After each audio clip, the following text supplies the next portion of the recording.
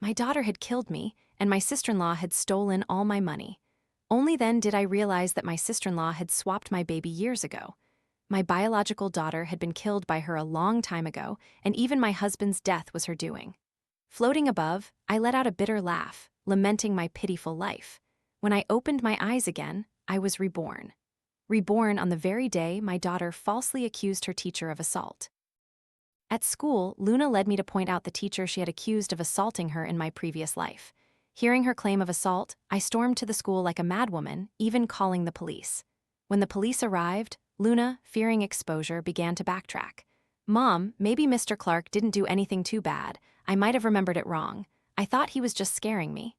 Furious, I posted the story in the parent group. The news spread like wildfire, painting Mr. Clark as a child abuser. The story quickly went viral across social media. He was fired from the school, and his wife and children left him. But when the investigation results were released, it was revealed that my daughter had fabricated the entire story. At that point, she turned on me, claiming I had taught her what to say because I was infatuated with Mr. Clark. Everyone believed Luna was the victim, and I was the scandalous woman. Mr. Clark's reputation was ruined, his life shattered beyond repair. He had lost all will to live. He sought me out for justice, and in the ensuing struggle, he pushed me from a high floor. I awoke to Luna clinging to my clothes, crying. Mr. Clark pulled down his pants and touched me. It hurt so much. In my previous life, I was deceived by that innocent, pitiful face. Used as a tool for her revenge, I clenched my fists, my nails digging deep into my flesh, using the pain to quell the surging anger. Heaven has given me a second chance. I will make her pay double for her lies. From this moment on, she is no longer my daughter. Her name is Luna. Just a few of Luna's threatening words were enough to make Mr. Clark's face flush. Teachers around whispered, "Luna's mother, Mr. Clark, is truly unlucky to have met her. Everyone says the same. You can't argue with her, even if you're right." My reputation at school was completely ruined, all because of that lying daughter. She didn't want to do her homework. My mother said I had to suffer to succeed, and even at home, I had to pay for my meals. If I had no money, I had to wash clothes and clean the house to pay off debts. After finishing all the chores, I was so sleepy that I wrote only a few words before falling asleep. When a teacher scolded her for sleeping in class, Luna claimed, "Last night, Mom brought a strange man home. It was so noisy I couldn't sleep." After hitting someone, she would cry and tell me that she wanted to snatch a child's bracelet, and when the child refused, she hit them. I would furiously rush to school and quarrel loudly with the parents. My husband died young, and I raised Luna alone, which is why I developed this fierce personality. I never lost an argument. Because of this, Luna was seen as a poor Cinderella at school, while I was more wicked than a stepmother. I only learned all of this in my previous life. After Luna's false accusation against Mr. Clark was exposed, I heard from her classmates. Mr. Clark frantically explained, "Luna's mother, it's true I called her into the office alone, but it was to tutor her. But Luna said some very embarrassing things. She told me to divorce my wife and marry her when she grew up. I immediately sent her back to class. Nothing truly happened after that." Even Mr. Clark began to doubt his own life. It sounded completely unbelievable, yet I never doubted that Luna could say such things. I bowed deeply to Mr. Clark for both my past and present lives. So that's how it was. I truly had blamed the wrong person. Mr. Clark was so touched he became flustered, rushing to help me up. Everyone in the office couldn't help but look up at me, startled by my sudden change in demeanor. Luna was the first to react, her voice suddenly rising 8 octaves, blurting out, "Mom, are you crazy? I talked for half a day and you didn't believe me, but he says a few words and you believe him immediately." I looked up at her with a cold, fake smile. "Of course, I don't believe anyone." Luna froze under my gaze. I continued, "Let's wait for the police to arrive. They will tell us the truth." "So, will the police arrest Mr. Clark?" I pondered seriously before replying. "The police will arrest the liar." Despite her young age, Luna began to waver. "If Mr. Clark really gets arrested, I don't want that. Mom, can we not call the police?" I said firmly. "No, today I must seek justice for you." Mr. Clark, seeing that I wasn't an unreasonable person, looked at me gratefully. "Thank you for understanding. I'm afraid something else unexpected might happen." He emphasized, "I had no idea about anything my daughter said today. I apologize for troubling you. When the police arrive, we will follow their instructions. If it turns out my daughter lied, I will make her apologize to you." I proactively distanced myself from the incident, stunning Luna. She wanted to say something, but the police arrived just then. In my previous life, I refused to let Luna be examined, considering it an insult to her. Luna also cried, feigning fear, which only made me more sympathetic. For her, I was so unreasonable that even the police were hesitant. The investigation took a long time, and the truth came late. But now I pushed her directly in front of the police. She hadn't even showered. "Officers, you can take her for examination and gather evidence right away." Luna looked at me with tearful eyes. "I don't want to, I'm scared." No matter how pitifully she pretended, I only said that everything would follow the police's instructions. She knew that an examination would expose her, so she clung tightly to my arm, refusing to let go, frantically saying, "Mom, you're not my mother anymore. Let me go or I'll hate you forever." No matter how much she threatened, I pretended not to hear. Her not acknowledging me as her mother was precisely what I wanted. Luna fearfully pointed at me and shouted, "Mr. Clark didn't bully me. Mom taught me to say all that. Mom said she liked Mr. Clark, but he refused." These words shocked everyone even more than her false accusation against Mr. Clark. In her panic, Luna couldn't think of any other excuse, and I had just cleared my name. She had essentially slapped herself. Everyone in the room looked at each other, and my face burned. I bowed again in apology. "I apologize for my failed parenting, and I apologize for the trouble I caused before. In the past, I spoiled her too much, believing everything she said. I never imagined she would become such a professional liar." Everyone suddenly pretended to be busy, avoiding my gaze. Being treated coldly was normal for me. After all, their prejudice against me had accumulated for a long time. In truth, just a few words could turn the situation around. Seeing Luna admit her lies herself, the police simply lectured her and left. This was the first time Luna's lies had been exposed. She believed it was all my fault. Her eyes looked at me as if she wanted to devour me whole. Luna showed her true nature at school, no longer protected by me, her tiger mother. Mr. Clark called me, saying that she was ostracized and isolated by everyone at school. I watched Luna come home from school annoyed every day, and a faint sense of anticipation stirred within me. She couldn't even handle a small taste of retribution. I wondered if she could handle paying the full price. Luna sulked for several days. She still thought I was the mother who once considered her my whole world. She tried childish tactics to get me to coax her. She refused to eat, slamming her door to show her displeasure. I observed it all with cold indifference. These days, I was busy enjoying life, reveling in the pleasures I had missed while caring for her. No longer needing to wake up early to cook for her, I could get up early to do my makeup beautifully and go to work. After work, I didn't need to rush to wash clothes and help with homework. I could go to the gym, reclaiming the figure I had neglected for so many years. Seeing my leisurely life, Luna finally couldn't take it anymore. She indignantly extended her hand to me. "Someone bullied me." I touched her wound. She gasped in pain, a cold breath escaping her lips. It didn't look faked. It seemed that without my temporary protection as her mother, the children she once bullied had started to retaliate. Seeing my continued indifference, Luna became furious. "You bitch, are you even my mother? I'm being bullied, can't you hear me? Are you deaf?" I lay stretched out on the sofa, firmly stating, "I am not your mother."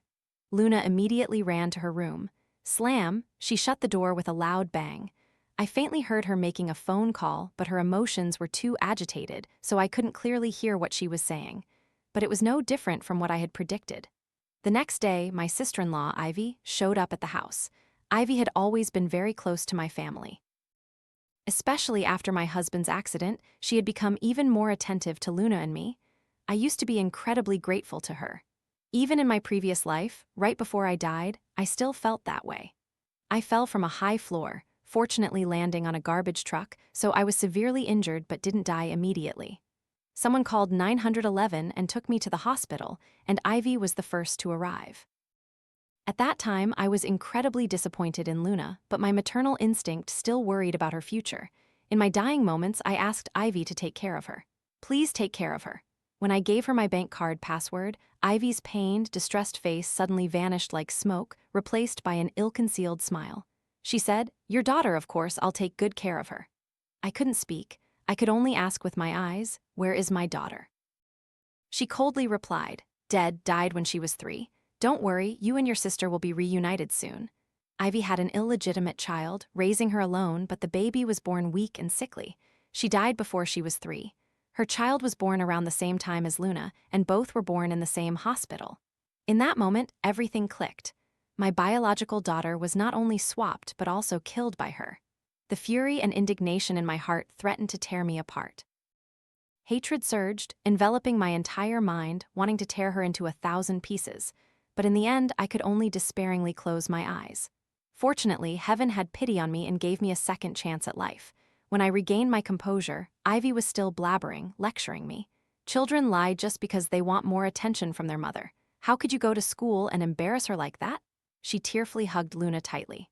Look at her, sister. She's been bullied to this extent. If you don't feel sorry for her, I do. The people at school bully her just because she doesn't have a father. I can't believe even you won't defend her. Luna found an ally and openly mocked me. Auntie is still the best to me. I wish Auntie were my mother. Seeing the mother and daughter conspiring so harmoniously, the deep-seated resentment I had suppressed since my rebirth finally erupted, powerful and fierce. My cold gaze fell upon their clasped hands. I took 2 deep breaths. For my future plan, I forced a smile, pretending to be regretful. You're right, I was too angry and unreasonable. I lowered my voice and coaxed Luna a few times. She took the opportunity to back down, magnanimously saying she forgave me. But with a condition, she wanted me to buy concert tickets for her idol. They had to be good seats. I, as before, lectured her but couldn't bring myself to refuse. I agreed to all her demands. On the surface, Luna and I were reconciled. As I was cooking in the kitchen, Ivy stood guard in the doorway, cracking sunflower seeds and chatting. Under my guidance, she finally brought up Luna's tuition and dowry. I continued washing vegetables, casually saying, I'm not too worried about her future. Her father was farsighted. He'd prepared everything for her long ago. The education fund is sufficient, and if you count the dowry, that's settled too. As soon as she heard about money, Ivy's eyes lit up. You mean my brother left a legacy for Luna? I immediately pulled her into the kitchen, pretending to worry about Luna overhearing. Only you and I need to know, sister. I plan to tell her after she finishes high school to avoid affecting her studies. Ivy's eyes darted around, and she began to inquire how much money there was. I said I hadn't counted carefully. Anyway, since Luna was born, she had her own bank account.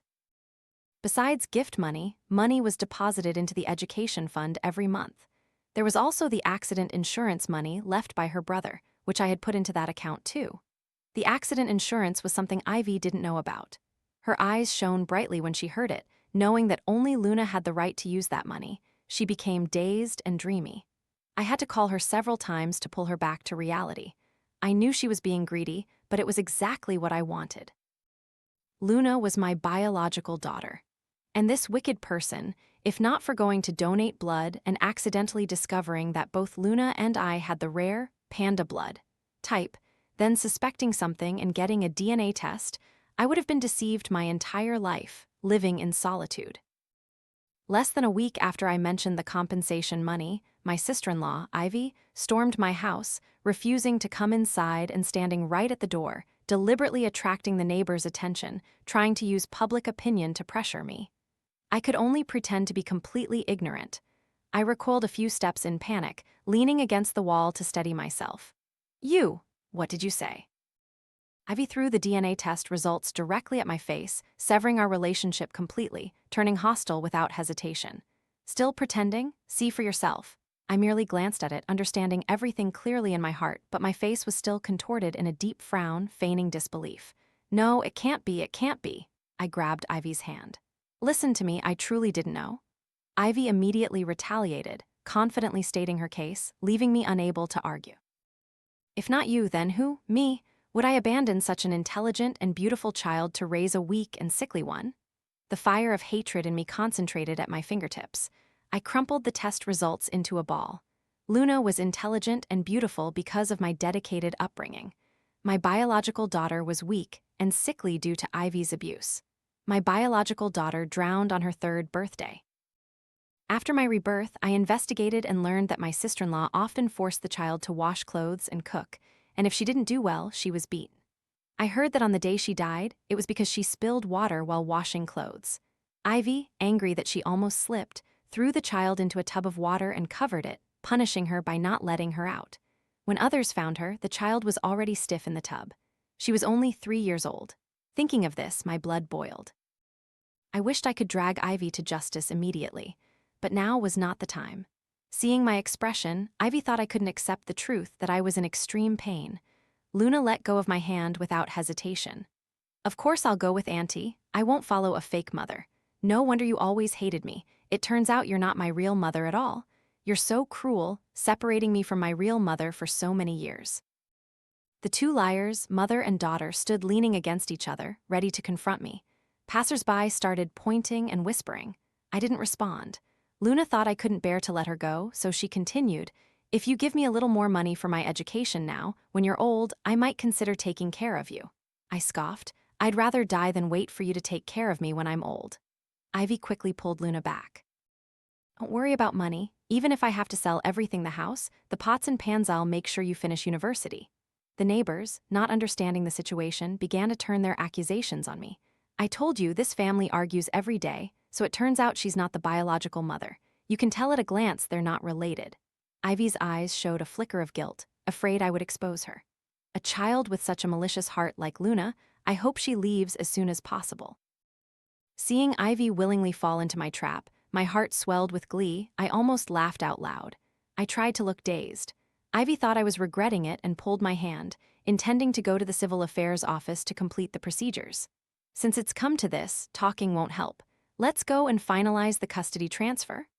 After completing the transfer of custody, Ivy threw a big party, announcing to the world that she and her daughter had reunited. All relatives connected to the Yi family were invited. As I stepped through the door, Ivy was greeting guests at the entrance. Luna stood beside her, rolling her eyes at me. I wasn't angry. I walked into the main hall, waiting for a good show. Today was truly a special day. It was the day I came to collect my debts, and it was also the day Luna's biological father, whom she had never met, was released from prison. The relatives, whom I hadn't seen in a long time, were very curious about the changes in my family. Luna and her mother incessantly lied, polishing their image among the guests. Every now and then, scornful glances were cast my way. "She's truly a husband-killing woman, and she's so cruel to her own daughter. Now that she knows she's not her biological daughter, she's still trying to fight for custody." Luckily, she was decisive enough to get her back. Otherwise, this woman must be a bad omen. Her husband died, her in-laws died. Anyone who marries her must be unlucky for 8 lifetimes. I heard everyone disparaging and slandering me in various ways. Luna looked at me as if she wanted to speak but refrained, while others comforted her. "Everything's over now. You'll have a better life with your biological mother." This girl was truly soft-hearted, still missing the fake mother even after being treated like that. After all, she had called me mother for so many years. Just before the banquet began, Ivy approached me, casually but intentionally mentioning Luna's education fund. I feigned ignorance, pretending not to know anything. Ivy thought I wanted to swallow the entire sum, so she said in a cold voice, threatening me, "You killed my brother, and now you want to swallow all the money he left for Luna? Our family won't let you do whatever you want." Perhaps Ivy had anticipated that I would be greedy for the inheritance, so today's party was actually a hangmen banquet set for me. Almost all the guests were members of the family. If I didn't provide a reasonable explanation, I shouldn't expect to leave here alive. Ivy stepped onto the stage, looking at me with contempt, as if I were a useless dying person not worth caring about. Today is a joyful day for my daughter and me to reunite. On this occasion, I also want to announce something. She pointed at me, drawing everyone's attention to me. "Years ago, if you hadn't swapped my daughter, I wouldn't have lived in loneliness for so many years. But because Luna grew up well, I won't hold it against you anymore. However, I never expected my sister-in-law to also covet the assets my brother left for Luna." Those with a bit of sense began to whisper. That money was indeed left for his biological daughter. Ivy immediately responded without delay. "In my brother's eyes, Luna is his biological daughter. If my brother were still alive, he certainly wouldn't change anything. After all, Luna is the sole heir of the family. Should the money fall into the hands of a wicked outsider woman? Moreover, only Luna has the right to use that money, yet she hid the bank card and refused to hand it over. Her heart is truly venomous. For many years, her mother and I had been slandered and smeared by them. My image in everyone's eyes had hit rock bottom, but I wasn't in a hurry. I listened to her slandering me, inciting public opinion to force me to hand over the money, and felt increasingly smug inside because the more she talked, the harder she would be slapped later. I looked at the slightly ajar main door, calculating that the time had come. Crash! A tall, heavily tattooed man appeared at the door, striking it hard with a stick. "You rotten brat, I spent 6 years in prison." "Damn it, you only visited me twice, and you've been living a free and luxurious life." The moment Ivy saw him, a fleeting hint of joy appeared on her face. "The accident that killed my husband had always weighed heavily in my heart. He was hit by a car and died on his way home late at night. The driver was a drunken thug who couldn't afford compensation and was sentenced to only 6 years in prison. After my rebirth, I always felt the incident wasn't simple. After a thorough investigation, I discovered that the driver who caused the accident was Ivy's first love, for whom she would die, and also Luna's biological father. How could there be such a coincidence in this world? I didn't believe this had nothing to do with Ivy, so I waited for the exact day he was released from prison. Right after the custody transfer, I still pretended to be reluctant to part with Luna. In reality, I had contacted the hotel, lying that today was a half-price discount day, tempting Ivy to host the party today. On the other side, I had sent someone to pick up Luna's biological father from prison, taking him directly to the hotel, constantly filling his head with insults about Ivy's betrayal and ingratitude. The man got onto the stage, grabbed Ivy's hair, and shouted, "Well, what did you say? My brother found out you swapped babies, he wanted to abandon my daughter, and you told me to stab your brother to death. Now you're living comfortably, and you have the nerve to throw this reunion party?" Ivy couldn't resist. She was beaten repeatedly, crying and begging for mercy. The entire hall erupted. Everyone started putting the pieces together. Ivy swapped her biological child to cover up her tracks and then incited her lover to stab her own brother to death. Such a cruel story sent shivers down everyone's spines. I could barely control my hatred. My voice choked. "That was your own brother. How could you do it?" I remembered that day my husband said he had something important to tell me. I waited all night only to receive news from the police to identify his body. It turned out he had discovered the baby swap and was silenced immediately afterward. Ivy knew that even if my husband died, I would do everything for Luna, so she became even more brazen and fearless. Ivy calmly said, "When we were little, my parents always gave my brother all the good things.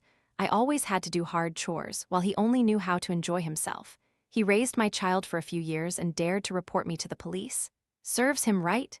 The entire hall was shaken. The family members began to doubt Luna and her mother. "I feel so sorry for my sister-in-law, raising such a vicious daughter. If she knew her son was killed by his own daughter, she would probably rise from her grave. Take Ivy away. That mother and daughter truly have vicious hearts. We wrongly blamed Evelyn before. I heard Luna even falsely accused a teacher. She's so young yet has no shame. Like mother, like daughter indeed. Ivy was promiscuous in the past too." Ivy had fallen in love with a thug in college, got pregnant, and dropped out. He refused to take responsibility and even wanted to break up. She thought a child was a way to tie a man down, so she insisted on keeping the pregnancy. As a result, he really left. Ivy unleashed all her resentment on the innocent child who was my biological daughter. As everyone talked, the man's eyes suddenly landed on Luna. "Oh, is this my daughter? She certainly looks like her handsome father," the man said, reaching out to pull Luna closer. She timidly avoided him, letting go of my hand. I once thought that the events of the past had made Ivy pay a heavy price. Who knew that after so many years, she still hadn't given up? Seeing the man trying to pull Luna, she even persuaded her, "Your dad loves you." Back then, I did what I did, even killing someone because I was afraid you'd have a hard life with your dad and me.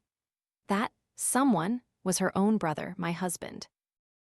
Ivy had grown up in difficult circumstances, so when she grasped a little warmth, she clung to it so tightly that she became extreme and deranged. But Luna was different. She grew up under my protection. She understood the situation and at this moment looked at me for help, struggling fiercely to break free from her biological father's hand. "You're not my father. My father died a long time ago. Mom, save me." Ivy still tried to hold the man back, not bothering to care for Luna. As for me, I was no longer her mother, so even though Luna cried and screamed, no one cared. For the first time in her life, she experienced true helplessness. Ivy, unable to extort money, incited the man. "It's her. She threatened me. She said if I visited my brother, she would hit our daughter. I had no choice. You deal with her. After you've dealt with her, our family can be together. Plus, she has money, lots of money." Ivy lied so smoothly that the man also began to waver. Just as she was hesitating, police sirens blared. The man thought the police had come for him and immediately ran for his life. Ivy even intended to thank the police, but to her surprise, the police's target was her. For the crimes of bribing a hospital to swap newborns, child abuse, and inciting murder. I had meticulously collected evidence. The police didn't need to exert much effort. The case was quickly filed, and my heart was filled with boundless joy. It was the joy of revenge. For my child, who was less than 3 years old, and my innocent murdered husband, I had finally reclaimed justice. Ivy was led away, still shouting curses at me. How nice. So you knew everything. You've ruined me today, just you wait. If I ever get out, I won't let you off. The police pushed her hard. Quiet, get in the car docilely. I calmly watched her being shoved into the police car, even making a throat-slitting gesture with my hand, saying coldly, "Don't worry, I'll hire the best lawyer to defend you until you can never leave prison again." Ivy gritted her teeth and glared at me, but my sharp gaze made her shiver. In the end, she could only sit behind the car window, watching me leave, her face a mix of panic and humiliation. I looked at her pathetic, terrified appearance, and a feeling of release swept over me. The heavy stone in my heart had finally been lifted. I felt incredibly relieved. The adult affairs quickly spread within the family group. From then on, Luna could no longer use her innocent appearance to do as she pleased. Ivy was arrested. Luna had to live with her estranged and utterly terrible biological father. He was not only a thug, but also addicted to alcohol and gambling. If anything went against his wishes, he would beat his daughter mercilessly. Having lived in luxury since childhood, Luna naturally couldn't endure it, so she sought me out again, the mother who had rejected her. As I opened the door, she immediately knelt at my feet. I stepped back and she followed, kneeling and clutching the hem of my clothes, crying pitifully. "I'm sorry, Mom. I was wrong. I shouldn't have lied to you. I've been your daughter for 9 years. How can you abandon me?" They say the grace of nurturing is greater than heaven. Before, I was just misguided. Mom, in my heart from beginning to end, there's only you. If you don't want me anymore, I only have death left. After being beaten by her biological father, Luna became noticeably more mature and cunning. Seeing her lightning-fast change in demeanor, she didn't seem like a 9-year-old child at all. Indeed, some things are deeply ingrained in the blood, like deceit, blame, and twisting black into white. I had suffered agonizing pain when she pushed me to my death just to protect her identity. But when Ivy flatly stated, "Luna is not my child," hatred had completely overshadowed any affection. She was no longer my daughter but my enemy. In my heart, there was only remorse and longing for my true biological child. As for Luna, I had never owed her anything throughout those years. I yanked my leg out of her grasp, wiped away a tear by her eye. Lies come with a price, and you're no exception. The moment you walked away with Ivy, head held high, you stopped being my daughter. Luna's face turned pale. "Mom, you're so heartless." I opened the door, gesturing for her to leave. Seeing no one around, Luna revealed her true face. "You rotten hag, you think I need you as a mother? My mom told me. My dad left money for me. You hid it and refused to give it to me. You damn bitch, I'll kill you now. Your money is mine." I forcefully pushed Luna out the door. She still pounded on the door, shouting, "Open up, you whore. If you don't open, I'll call the police now." "Go reunite with your biological mother?" The knocking ceased. A moment later, she gnashed her teeth. "Fine, just you wait. Don't you dare regret this." Then, rapid footsteps retreated. I looked up at the corner of the house where I had installed a private surveillance camera for Luna. Having been her mother for 9 years, I understood her nature well. She would absolutely not give up so easily. As expected, I was attacked. At school, and in the eyes of friends and relatives, Luna had completely lost credibility. She had to resort to the online crowd to pressure me into yielding. The keyboard warriors, only knowing how to turn a whisper into a storm, became Luna's weapon against me. She enticed her biological father to help her edit videos, and she started a live stream to condemn me. On camera, Luna looked gaunt, still feigning her usual pitiful appearance. My mother never liked me since I was little. Even when I was bullied by a teacher, Mom sided with him. I hadn't even finished elementary school when Mom kicked me out of the house. Next, Luna played a video from the teacher's office, edited to show only the part where I questioned Mr. Clark. In the clip, I appeared harsh, and with the added background music and editing effects, Mr. Clark and I looked as if we had a romantic relationship. Luna, meanwhile, stood timidly by, not daring to utter a word. During the live stream, Luna vaguely hinted at something going on between Mr. Clark and me. Comments immediately exploded with insults. "I've never seen such a wicked mother. She's promiscuous herself and forces her daughter to endure her disgusting perversion." Here, brother, I'll take her. She's just my type, this kind of dirty woman. Although I had prepared myself mentally, I couldn't help but shudder. At that moment, I understood what Mr. Clark must have felt when he was pushed to the point of his wife and children leaving him, leading him to push me down the stairs. I wasn't in a hurry. I immediately uploaded the video I had prepared. Without a daughter beside me, I had plenty of money to spend freely, directly paying to get the video trending. The first half of the video showed Luna's biological father and Ivy confessing the truth, child swapping, child abuse, and murdering her own brother. The end showed Luna screaming wildly, demanding to kill me. The last few seconds were repeated, her teeth gnashing, eyes wide, as if she wanted to tear me apart. That image was etched deep into the minds of netizens. No one remembered Luna's pitiful facade anymore. Public opinion immediately shifted, and now the curses rained down on Luna. Even fiction wouldn't dare write this. What kind of relationship starts and ends like this? To go to such lengths and still think about men? Kids these days are truly terrifying. Who raised this girl? Killing someone's child, even stabbing their husband to death. It gives me goosebumps. Such beasts don't deserve to live. Luna saw public opinion turn, angrily rebutting online. As a result, her account was locked, and the incident spread to the school, where she was forced to drop out. Her biological father was drunk and gambling all day, unable to even provide meals, let alone find another school for his daughter. One time, I accidentally saw her wandering the streets. I almost didn't recognize her, mistaking her for a beggar. She looked at me, her eyes filled with tears and shame, but I coldly turned my back and walked away without hesitation. They were just crocodile tears, and that was the end she deserved. The next news I heard about Luna was a message from her number. "Mom, I was wrong, I might never be able to come back." The tone didn't sound like Luna, which made me suspicious. I wondered what could make someone like her truly realize her mistakes. I inquired around. Everyone said they hadn't seen Luna in a long time. On my way to the police station, I called her biological father. In broad daylight, he was completely drunk, and it took him a long time to say, "That girl Luna is so talented now. Someone saw her live stream and said she has star potential. They want to train her to be a child star? I just took her a few days ago. Just wait, I'll live comfortably thanks to my daughter sooner or later." Suspicion immediately arose in my mind, and the police confirmed my guess. Luna's phone location was in northern Myanmar. The police subtly told me, the chances of her returning are very slim, advising me to prepare myself emotionally. I showed no emotion, but in my heart I thought, that place really suits her. There, no one cares about her feelings. Lying too much will only get her beaten mercilessly. This time, I think she'll truly learn her lesson. Because one misstep, and the price could be her life. Luna's life had completely collapsed. On my way home, I suddenly remembered that a few days earlier, I had received a distress message from her. The content implicitly asked for my help. Perhaps if I had called the police then, she still would have had a chance to escape. But I thought she was playing her old tricks again, trying to soften me and make me come back.